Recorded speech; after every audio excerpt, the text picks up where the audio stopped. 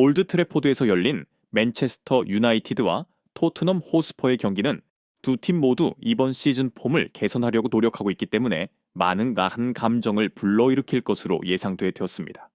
그러나 흥미진진한 대결을 기대했던 사람들은 반드시 매우 실망했을 것입니다.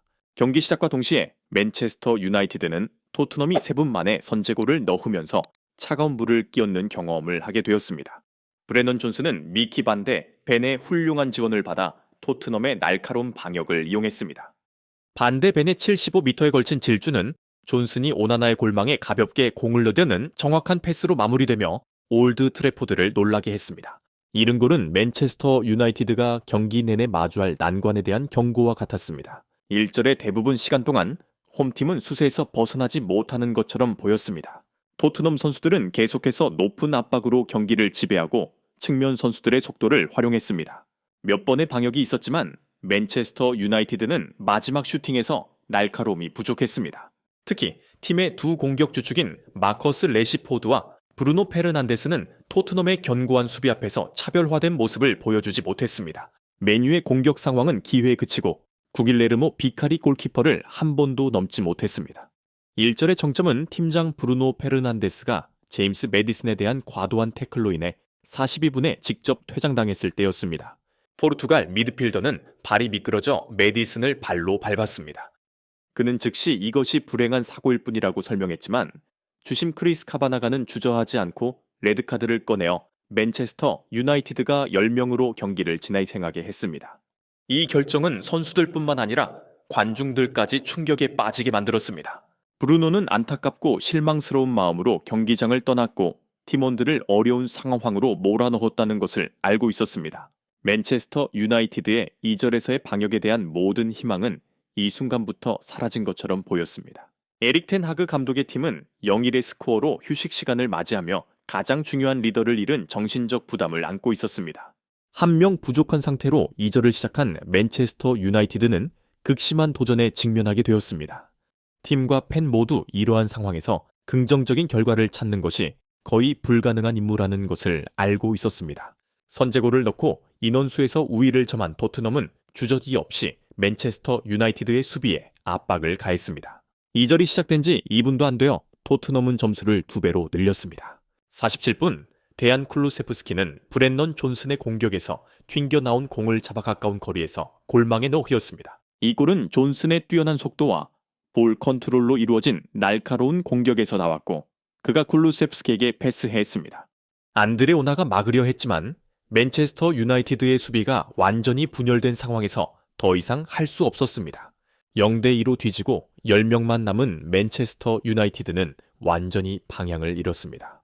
마커스 레시포드, 알레한드로 가르나초, 그리고 신입선수 조수아 지기와 같은 공격수들의 방역 노력은 토트넘의 견고한 수비 앞에서 무의미해졌습니다.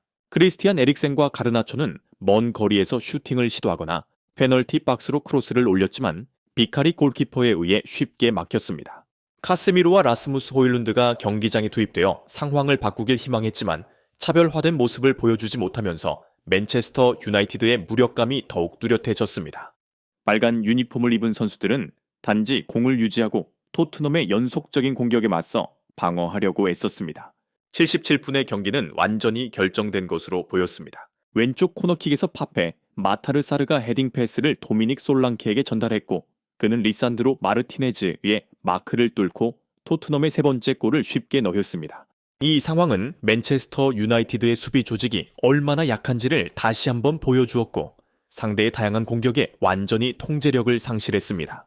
토트넘에게 홈에서 0-3으로 패배한 것은 맨체스터 유나이티드 선수들의 정신의 상처를 주었을 뿐만 아니라 팀을 더 어려운 상황으로 몰아넣었습니다.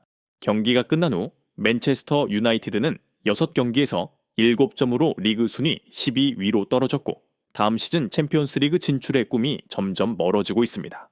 이 패배는 에릭 텐 하그 감독의 리더십에 대한 의문을 더욱 부각시켰습니다.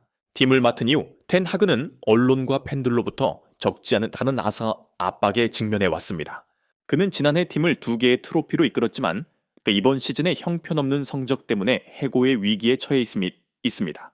전술의 불안정성과 함께 레시포드, 페르난데스, 그리고 드리우트와 같은 핵심 선수들이 최상의 폼을 보여주지 못하면서 상황은 더욱 악화되었습니다.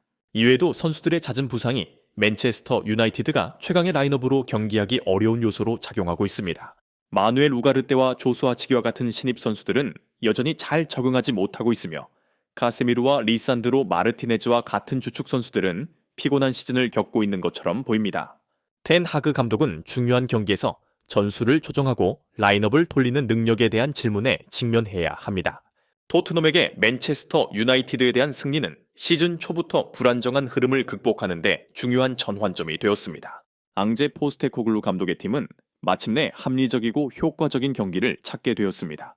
6경기에서 10점을 얻은 토트넘은 리그 순위 8위로 올라섰고 유럽 대회 진출을 위한 위치 개선의 가능성을 보기 시작했습니다. 토트넘의 경기에서 주목할 만한 점은 각 라인 간의 조화로운 협력입니다. 제임스 매디슨이 이끄는 미드필드는 경기를 완전히 지배했으며 쿨루세프스키, 존슨, 솔랑케가 이끄는 공격은 속도감 있는 방역에서 항상 위협적이었습니다. 빠른 시간에 첫 골을 넣은 브랜넌 존슨은 포스테코글루의 장기 계획에서 중요한 부분임을 증명했습니다. 토트넘의 가장 큰 강점 중 하나는 포스테코글루 감독이 깊이 있는 팀을 구축한 방식입니다. 두 하프에서 합리적인 교체를 통해 토트넘은 맨체스터 유나이티드에 대한 압도적인 모습을 유지할 수 있었습니다. 손흥민이 부상으로 결장했지만 토트넘은 여전히 경기를 해결할 수 있는 질 높은 공격 옵션을 갖추고 있습니다. 파페 마타르사르와 미키 무어와 같은 선수들은 이번 승리에 중요한 역할을 했고 이는 토트넘이 잠재력이 가득한 팀임을 보여줍니다. 메뉴와 같은 상대를 상대로 클린시트를 기록한 것은 수비진에게 긍정적인 신호이며 특히 좋은 경기를 치른 비카리 골키퍼에게 그러합니다. 토트넘은 이제 브라이튼과 리버풀 같은 상대들이 기다리고 있는 다음 라운드에서 내위 경쟁의 준비가 되어 있습니다. 에릭 텐 하그는 메뉴에 많은 기대를 가지고 왔고 침체된 팀의 위상을 회복하고 전술 혁명을 가져올 것으로 기대했습니다.